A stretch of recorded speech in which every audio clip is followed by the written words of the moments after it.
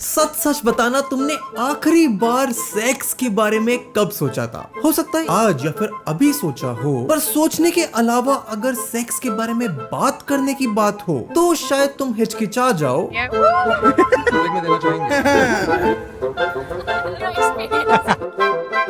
लेकिन सच तो यह है कि हमारा देश सेक्स के बारे में बात करने के लिए बेताब है। जैसे 2020 के एक सर्वे ऑन सेक्स इन इंडिया के मुताबिक 90% लोग दिन में कम से कम एक बार सेक्स के बारे में जरूर सोचते हैं। इनफैक्ट अगर हम जरा सी ही नजर घुमाकर देखें तो हर जगह तुम्हें सेक्स या उससे मिलती जुलती चीजें बड़ी आसानी से मिलेंगी, चाहे वो तुम्हारे स्कूल या कॉलेज के वॉशरूम्स हो, शहर की बिल्डिंग, पुराने मॉन्यूमेंट पर लिखी हुई बातें हो, पेड़ों पर छोड़ी गई लोगों की प्यार की निशानी हो, एड्स में, बिलबोर्ड्स पर हो, तुम्हारी इंस्टाग्राम रील्स पर हो, मूवीज में, टीवी शोज में, मैगजीन्स में, हर जगह तुम्हें सेक्स के रेफरेंसेस इस कदर मिलेंगे मानो देश चीख रहा हो कि इस पर बात करो। लेकिन इतना प्रचार होने के बाद भी और देश की आबादी 150 करोड़ होने के बाद भी ऐसे किस्से सुनने को मिलते हैं। और इन लोग के पास एक कपल आया, तो पिछले 7 साल से they were trying to have a baby, नहीं काम चल रहा था। टेस्ट में सब कुछ नॉर्मल निकला, there was no reason why this couple should be struggling, and it turns out पिछले 7 साल से ये आदमी अपनी वाइफ के बेली बटन में पेनिट्रेट कर रहा था, क्योंकि पेट में छेद है, बच्चा पेट से आता है। हो सकता है चलो इस कपल को प्रॉपर सेक्स एजुकेशन ना मिली हो, मगर बड़े बड़े पॉडकास्ट पे बड़े बड़े एक्सपर्ट्स तक ऐसी बातें कहते हुए मिलते हैं। Normally, a woman who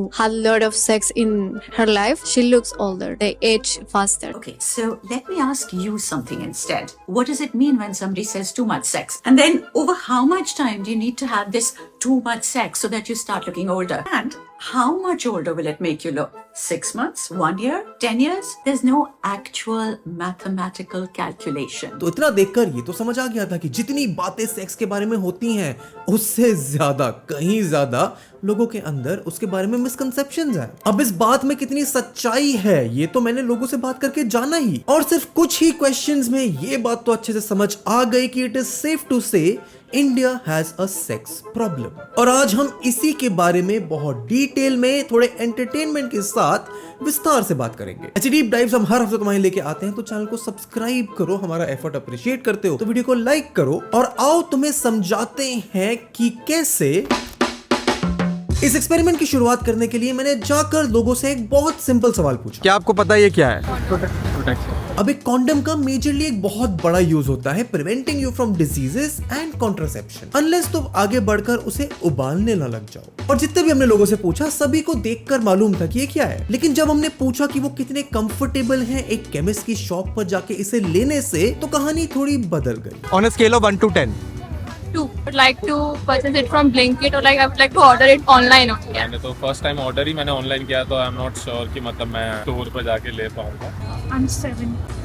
मतलब दवाई ली है, उसके अलावा कुछ नहीं लिया मैंने। एक सर्वे के मुताबिक 10 में से कम एक मेल ऐसा होता है जो अनप्रोटेक्टेड सेक्स सिर्फ इसीलिए करता है क्योंकि उससे दुकान पर जाकर कॉन्डम खरीदने में शर्म आती है, और ये अनकंफर्टेबिलिटी लड़कियों में और बढ़ जाती है। एंड जब पूछा कि ऐसा क्यों होता है तो सिंपल सा जवाब निकला, क्योंकि उन्हें जज होने का डर रहता है। I feel that women don't feel uncomfortable in buying condoms, but the reaction we get from other people surrounding us or the person who is selling the condoms, that's why we get uncomfortable. इस topic के around hesitation कितना है उसको समझने के लिए हमने लोगों के साथ एक गेम खेला। उनको माय म्यूज के गेम सेक्शन से कुछ कार्ड्स दिए और उनके रिएक्शन जाने। What did you think of the last time you met?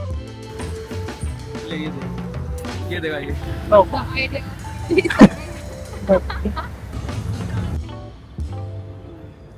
थोड़े से इंटीमेट फ्रेंड्स ग्रुप, ना कि ऐसे वर्क स्पेस में अगर कोई निकाल के दे दे तो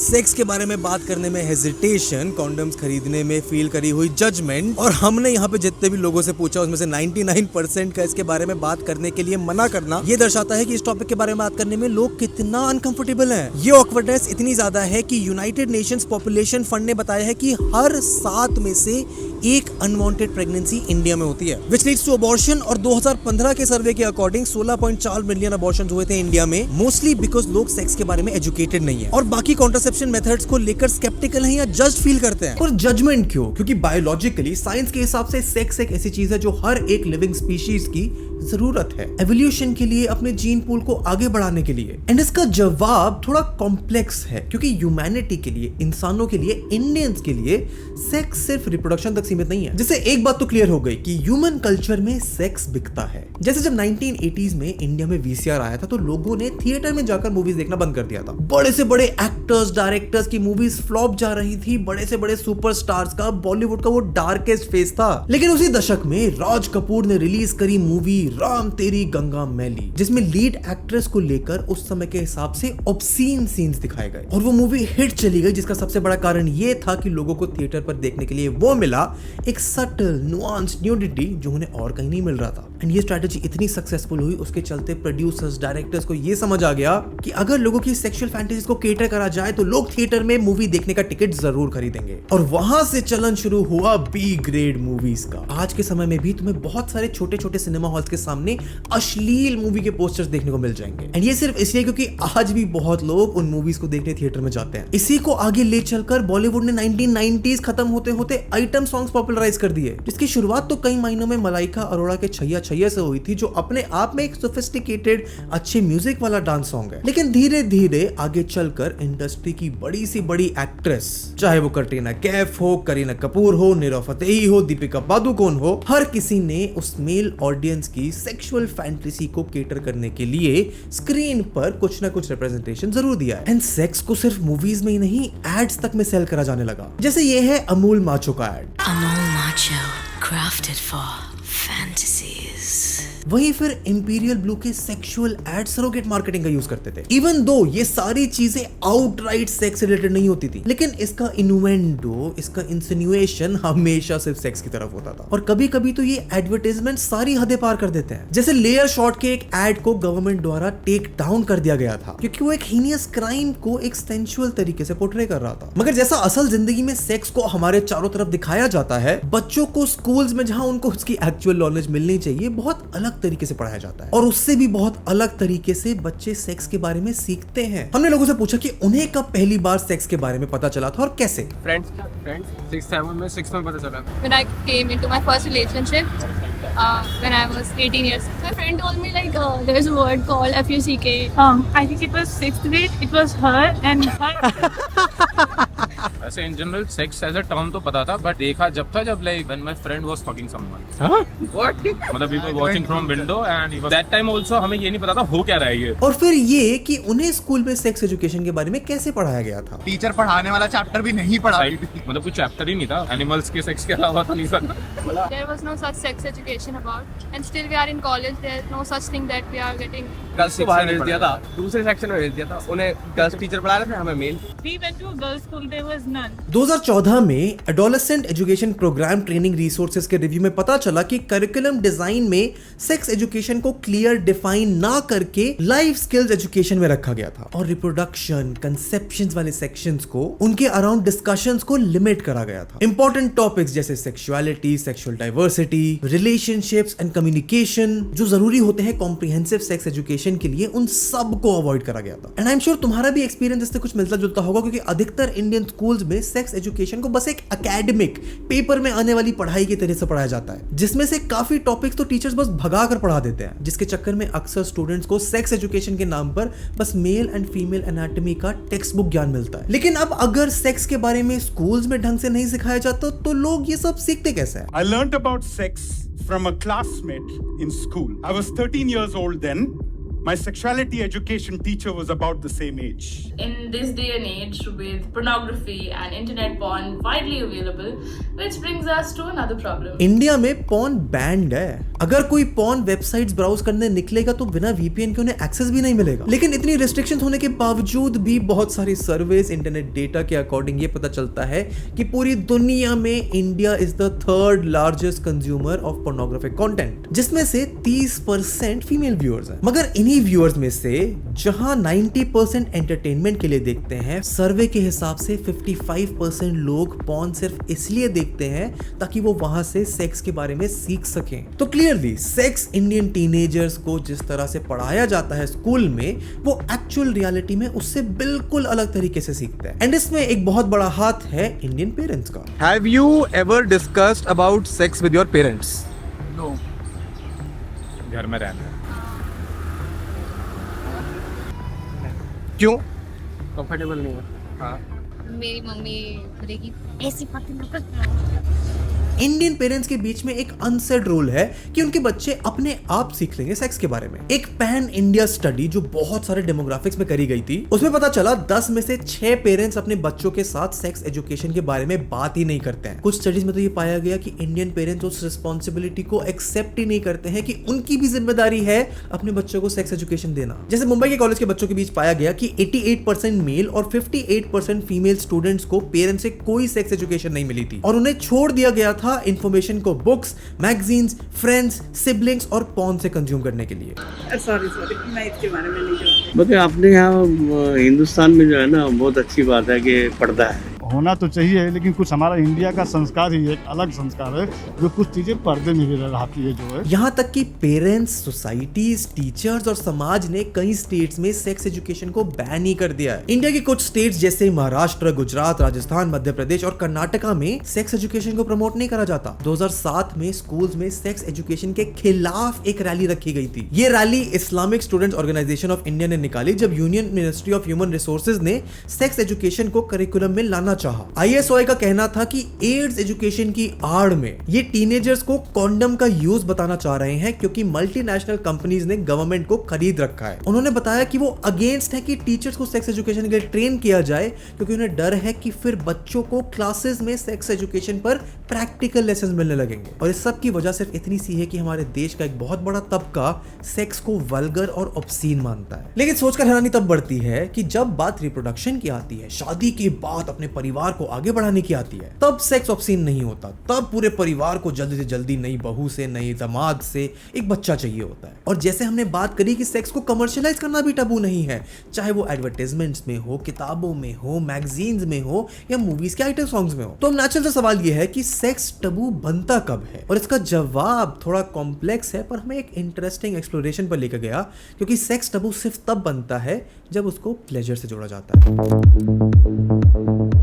कितनी अचंभे की बात है ना कि इंडिया जैसे देश में जहां से कामासूत्रा का जन्म हुआ है, जो पूरी दुनिया में सिवाय इंडिया के मानी जाती है as a book that was so far ahead of its time, उसी देश में सेक्स को इतना बड़ा टबू माना जाता है। मैं कामासूत्रा का रेफरेंस तुम्हारे सामने सिर्फ इसलिए लेके आ रहा हूं क्योंकि एंशिएंट इंडिया में जो रिलीजन फॉलो करे जाते थे उसमें सेक्स को गॉड्स की तरफ से ह्यूमंस के लिए गिफ्ट का दर्जा दिया गया। कामासूत्रा में सेक्सुअल प्लेजर को एक डिवाइन यूनियन माना जाता है। कामासूत्रा में तो सेक्सुअल एक्ट में इंडल्ज होने से पहले से और सेक्सुअल एक्ट के बाद कैसा बिहेव करना है, हर चीज के बारे में बहुत अच्छे से डिटेल से बात करी गई है। ये बात इतनी शॉकिंग और इंपॉर्टेंट है क्योंकि किसी भी और कल्चर में, पूरी दुनिया में सेक्सुअलिटी को इतने इन डेप्थ मैनर में डिस्कस नहीं किया गया है। इस बात का एक और डिपिक्शन है खजुराहो टेम्पल, जो अपने डिपिक्शंस ऑफ सेक्सुअल एक्ट्स के लिए, स्कल्पचर्स के लिए माना जाता है। अब आज के समय में लोग भले ही थोड़े ऑकवर्ड हो जाते हैं, लेकिन एंशिएंट टेक्स्ट में मेंशन्ड है कि कैसे टॉयज और सेक्सुअल एड्स जो कि वुडन, रबर, गोल्ड, सिल्वर और अलग अलग तरह से कस्टमाइज करे जाते थे, कितने प्रेवलेंट रह चुके हैं। एंड कितना सरप्राइजिंग है कि आज लोगों को ये लगता है कि इन टॉयज को यूज करने से एक मेल की वैल्यू खत्म हो जाएगी या फिर फीमेल्स को सिर्फ इन टॉयज की आदत लग जाएगी। लेकिन बहुत सारे एक्सपर्ट्स तो ये बताते हैं कि ये सारी चीजें सिर्फ मिथ्स हैं and these ads are very safe to use. तो जो लोग बहुत थ्रेटन हो जाते हैं ना कि सेक्स टॉयज बहुत बढ़ रहे हैं आजकल, अब लड़के यूजलेस हो जाएंगे, ऐसा बिल्कुल नहीं है। Because intimacy is something different, पहली बात। और चाहे वो ऑर्गेज़म सेक्स टॉय के थ्रू आए या लड़के के थ्रू आए, किसी भी पार्टनर के थ्रू आए, वो क्लिटोरिस से आने वाला है, वो पेनिट्रेशन से वैसे भी नहीं आने वाला है। पेनिट्रेशन प्लेजरेबल बहुत होता है but it doesn't lead to an orgasm. Kama Sutra does talk about how they should be used. There were different movements that it suggests for different sensations. A lot of times, men were encouraged to learn how to make one for their partners, specifically suited to their pleasure. इन सारी चीजों के पीछे की जड़ ये है कि ज्यादातर समय सेक्स को सिर्फ एक रिप्रोडक्शन एक्ट की तरह देखा जाता है, लेकिन ह्यूमैनिटी में, इंसानों में वो रिप्रोडक्टिव एक्ट सिर्फ रिप्रोडक्शन तक सीमित नहीं होता। क्योंकि प्लेजर की जब बात आती है तो sex is much more than just intercourse. आज के समय में जैसे गेम्स और टॉयज को लेकर सेक्स को इंटरेस्टिंग बनाया जाता है, पुराने समय में कपल्स की इंटीमेट लाइफ को इंटरेस्टिंग बनाने के लिए प्ले बुक्स, गॉसिप्स और रोल प्लेस लिखे जाते थे। मगर जिस चीज के लिए एंशिएंट इंडिया के थ्रू सेक्स जाना जाता था, वही आज के समय में इंडिया में टबू बन गया। हमने लोगों से बात करी around the concept of pleasure, उसके अराउंड आने वाले स्टिग्मा और गिल्ट के बारे में। Have you guys ever felt guilty about self pleasure? Influencer वगैरह बताते हैं कि थोड़ा ये गलत चीज़ें हैं ये सब, तो वो करने के बाद होता है। I think it happens in starting. I think the misconception that it's bad. We are doing something bad. We are doing something sin kind of. We are taught that it's dirty and it's dirty down there, even though it's not. We are taught this way and that sex is bad. ये problem इतनी बड़ी है कि लोग sex as pleasure को समझते ही नहीं है, इनफैक्ट इसे समझने से कतराते हैं। इन जवाबों से समझ आता है कि क्यों कॉन्डम खरीदने पर लोग शर्माते हैं या उन्हें जज करा जाता है, क्योंकि कॉन्डम्स का जो डिपिक्शन हमारे कल्चर में होता है उससे उसका एसोसिएशन सिर्फ सेक्सुअल प्लेजर के लिए बन गया है। And you will be surprised to know कि इसका कारण कोई नई चीज नहीं है, बल्कि इंडिया पर होती आई सदियों से होने वाली एनेक्सेशन है। It starts off by women not being permitted the idea of pleasure because that made them independent human beings. जैसे जब मुगल्स ने इंडिया पर रूल करना शुरू किया तो इंडिया में पर्दा सिस्टम नॉर्मलाइज हो गया, जिसकी वजह से विमेन को फिजिकली सेग्रीगेट किया जाने लगा और सिर्फ एक ऑब्जेक्ट की तरह ट्रीटमेंट की शुरुआत हो गई। वैसे ही जब ब्रिटिशर्स ने इंडिया पर रूल करना शुरू किया तो उन्हें इंडिया की सेक्सुअल प्रैक्टिसेस ऑब्सीन लगती थी। इंडिया की सेक्सुअल फिलॉसफीज, उनका प्रोग्रेसिव नेचर उन्हें अपने विक्टोरियन माइंडसेट के मुताबिक प्रॉब्लमैटिक लगता था, इसीलिए उसके अगेंस्ट लॉज बनने शुरू हो गए। जैसे एंशिएंट इंडिया में ट्रांसजेंडर लोगों की अपनी एक जगह होती थी, उन्हें समाज में एक रिस्पेक्ट दी जाती थी, लेकिन 1861 में ब्रिटिशर्स ने सेक्शन 377 इंपोज करके इंडिया में हिजड़ास को क्रिमिनलाइज कर दिया। एंड इस हिस्टोरिकल एनेक्सेशन पर क्या हुआ, कब क्या लॉज चेंज हुए, कैसे सेक्स इंडिया में टबू बना, इस पर तो पूरी एक और वीडियो बन सकती है। लेकिन अभी के लिए ये जानना जरूरी है कि जब एक एक्ट को जो ह्यूमैनिटी के लिए जरूरी है, प्लेजरेबल है, हमारे एंशिएंट इतिहास में उसको वैसे ही दर्जा दिया जाता था, एंड आज जब वो टबू बन गया है तो समाज के लिए क्या रिपरकशंस हैं। अगर गौर करा जाए तो जब से इंडिया में प्लेजर को एक टबू की तरह देखा जाने लगा है तो हर एक जेंडर, चाहे वो मेल हो, फीमेल हो, LGBTQ कम्युनिटी का हो, या फिर मैं और तुम एक पर्सनल लेवल पर हो, मेरे तुम्हारे पार्टनर के साथ हो, या फिर एक सोसाइटल लेवल पर हो, हर एस्पेक्ट पर रिपरकशंस झेलने के लिए मिलते हैं। जैसे पर्सनल लेवल पर ये रिपरकशंस आती हैं सेक्सुअल इनसिक्योरिटीज के रूप में। जैसे एंशिएंट इंडिया में तो सेक्स को प्लेजर की तरह माना जाता था, लेकिन आज उसका मतलब सिर्फ इंटरकोर्स या फिर रिप्रोडक्शन का रह गया है। और लोगों की इनसिक्योरिटीज कितनी बढ़ गई हैं, इसके लिए तुम्हें बस एक सवाल जाके सर्च करना है इंटरनेट पर, इसके बाद तुम्हारे सामने हजारों लाखों वीडियोस आ जाएंगी। सेक्सुअल इंटिमेसी, कंपैटिबिलिटी और अपने पार्टनर के साथ डीप कनेक्शन बनाने के ऊपर बात ही नहीं करी जाती है। लेकिन आज के समय पर जब प्लेजर को सिर्फ लॉन्ग लास्टिंग और ऑर्गेजम से अटैच कर दिया जाता है तो लड़कों पर परफॉर्मेंस एंजाइटी का प्रेशर आ जाता है, जिसकी वजह से वो अपनी बॉडी को, अपनी आइडेंटिटी को और कोसने लगते हैं। प्रीमेच्योर एजैकुलेशन के केसेस एंजाइटी की वजह से होते हैं कि क्या मैं लॉन्ग लास्ट कर पाऊंगा कि नहीं, जिसकी वजह से मतलब आपका बॉडी नर्वस स्टेट में चला जाता है। हाँ, परफॉर्मेंस एंजाइटी हो जाती है, नर्वस स्टेट में चला जाता है, प्रीमेच्योर एजैकुलेशन हो जाता है, जो चीज आप प्रिवेंट करने की वजह से यहाँ पहुंचे in the first place. Porn mindset के कारण लोग अपने खुद के इंडिविजुअल साइज को लेकर कॉन्शियस हो जाते हैं। इवन तो बहुत सारे एक्सपर्ट्स ने ये बताया है कि क्या साइज है वो मैटर नहीं करता है, पर उसको यूज कैसे करना है वो मैटर करता है। क्योंकि अगर ये एंशिएंट इंडिया होता और कामसूत्रा को लोग अच्छे से पढ़ते तो उन्हें समझ आता कि अलग अलग पोजीशन से, अलग अलग टेक्निक से कैसे अलग अलग पीनिस साइज और वैजिनल डेप्थ को कैटर जा सकता है। Similarly, there are a lot of things that women get conscious about. जैसे ये क्लिप देखो जिसमें a woman is considering bleaching her genitals because she is insecure about her dark patch, and frankly उसको ये भरोसा है कि अगर उसने अपनी मम्मी से इस बारे में बात करी तो उसे डांट पड़ेगी। My vagina has pigmentation. It looks so ugly. I hate it down there. Can I bleach it or do some cosmetic surgery to make it better? Is it safe? I cannot even ask my mom. She'll kill me if she knows that I'm looking at myself down there. And sexual pleasure को demonize करने के चक्कर में sex के बारे में बात करना ही टबू बन गया है। एंड इस नोशन के बाद सेक्सुअल एजुकेशन स्कूल्स में लाना मुश्किल है, क्योंकि सिर्फ एक ही बिलीफ इस समाज के मन में है कि इससे बच्चे बिगड़ जाएंगे। वहीं फिर पेरेंट्स भी ओपन नहीं होते अपने बच्चों को एजुकेट करने के लिए, जिसकी वजह से बच्चों को मजबूरन अपनी नेचुरल क्यूरियोसिटी को शांत करने के लिए पॉर्न पर जाना पड़ता है। एंड ये बात शायद मुझे और तुम्हें पता हो कि पॉर्न में लोगों की फैंटेसीज को केटर करने के लिए एक अनरियलिस्टिक एक्सपेक्टेशन सेट कर दी जाती है, पर बहुत सारे लोग जिनको एजुकेशन नहीं मिलता वो उसे सच मानते हैं। जैसे पॉर्न में हार्डली अच्छा कम्युनिकेशन दिखाया जाता है, इमोशनल इंटीमेसी पर बिल्कुल काम नहीं करा जाता, सिर्फ एक अच्छी बॉडी और एक अच्छे साइज पर फोकस करा जाता है, जिसकी वजह से ना जाने कितने मिथ्स और मिसकंसेप्शंस लोगों में आ जाते हैं। लेकिन उससे भी खतरनाक तो ये है कि उस पॉर्न के एक्सपोजर से लोगों के अंदर बहुत सारे किंग्स और हैबिट्स फॉर्म होने लग जाती हैं जो रियलिस्टिक सेटिंग में बहुत प्रॉब्लमैटिक होती हैं। जैसे कॉमन किंग जो लोगों में पॉर्न की वजह से बढ़ता जा रहा है वो है वॉयरिज्म। अगर कोई आदमी किसी फीमेल का कोई ऑब्जेक्शनल फोटो या वीडियो उसकी परमिशन के बिना लेता है, then it is known as voyeurism. Now किसी केस में अगर उस फीमेल ने उस आदमी को अपना उस टाइप का वीडियो या फोटो लेने की परमिशन दे भी दी, बट अगर वो आदमी उसके बिना परमिशन के उस फोटो या वीडियो को आगे डिस्ट्रीब्यूट करता है या पब्लिक में रिवील कर देता है, then such cases will also be termed as voyeurism. Teenage में it is natural to be curious about your body, to discover things about sex, and ये सच्चाई हम सदियों से जानते आए हैं। लेकिन क्योंकि उस चीज को, उस एक्सप्लोरेशन को बुरा माना जाता है, डिमोनाइज करा जाता है, टीनेजर जिनको कुछ मालूम नहीं होता इस बारे में, वो इन मिथ्स और मिसकंसेप्शंस पर कट्टर तरीके से बिलीव करना शुरू कर देते हैं। कॉमन थिंग्स जैसे मास्टरबेशन से स्पर्म काउंट कम हो जाएगा, हेयर लॉस हो जाएगा, वो एक्ट जो बहुत नॉर्मल है, नेचुरल है, इनफैक्ट एनिमल्स तक करते हैं, वो करने से बचपन से सेक्स के अराउंड हर एक इंसान में एक गिल्ट डाल दिया जाता है। एंड इसी गिल्ट के चक्कर में गलत मेथड जैसे पॉर्न देखकर मास्टरबेट करना, एक्सट्रीम पोर्नोग्राफिक कंटेंट से एडिक्ट होना, ये सारी प्रॉब्लम्स इस गिल्ट से ही शुरू होती हैं। जैसे डॉक्टर सुधाकर कृष्णमूर्ति कहते हैं कि पॉर्न एडिक्शन का कारण वो सेक्स के लिए इग्नोरेंस को मानते हैं।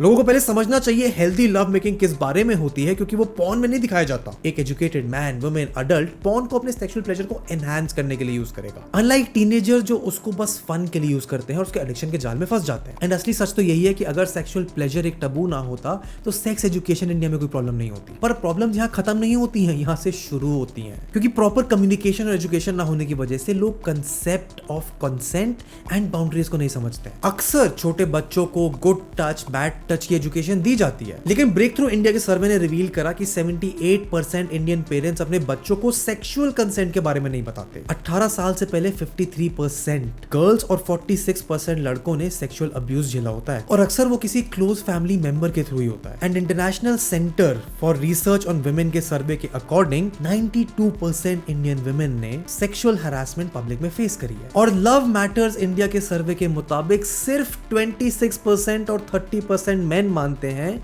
कि सेक्सुअल रिलेशनशिप्स में कंसेंट जरूरी होता है। एंड लोगों में ये lack of consent and lack of boundaries कई बार हमारे पॉप कल्चर से भी इन्फ्लुएंस होता है। जैसे ना जाने कितनी मूवीज में तुम्हारी बॉलीवुड मूवी का लीड हीरो हीरोइन को छेड़ता हुआ, परेशान करता हुआ मिलता है जब तक वो मान नहीं जाती। पॉपुलर इंडियन मूवीज का जब ऑक्सफैम इंडिया ने कंटेंट एनालिसिस करा तो पता चला कि सिर्फ 8% मूवीज में कंसेंशुअल एक्ट्स दिखाए गए थे, जबकि 52% में साफ तौर पर हरासमेंट या वुमेन के अगेंस्ट वायलेंस स्क्रीन पर दिखाया गया है। लेकिन क्योंकि हमारा समाज बॉलीवुड के हीरो को एक पॉजिटिव इमेज से एसोसिएट करता है, तो उसके वो नेगेटिव एक्शंस भी वैसे ही अच्छाई से एसोसिएट कर दिए जाते हैं, जिसको फिर असल जिंदगी में आम जनता कॉपी करती है, जिसकी वजह से फीमेल नीड्स और वांट्स को डिनाई कर दिया जाता है। बॉलीवुड मूवीज में सेक्स सिर्फ एक मेल ऑडियंस को कैटर करने के लिए यूज करा जाता है। इनफैक्ट 2017 की मूवी लिपस्टिक अंडर माय बुर्का जब आई थी, तब वो फीमेल सेक्सुअल नीड्स और लाइफ एम्बिशंस को कैटर कर रही थी, मगर शुरुआत में उस मूवी पर सिर्फ इसीलिए बैन लगा दिया गया था क्योंकि सेंसर बोर्ड का मानना था कि ये मूवी बहुत ज्यादा लेडी ओरिएंटेड है और उसमें अनरियलिस्टिक फैंटेसीज दिखाई गई हैं। एंड बॉलीवुड में किस तरह से विमेन को पोर्ट्रे किया गया है ओवर द इयर्स, उसमें क्या प्रॉब्लम्स रही हैं, वो तो हमने इस वीडियो में कवर किया है। लेकिन द क्रक्स स्टिल रिमेन्स कि सोसाइटी में फीमेल की नीड्स और इस वीडियो के सब्जेक्ट मैटर के लिए उनकी सेक्सुअल नीड्स को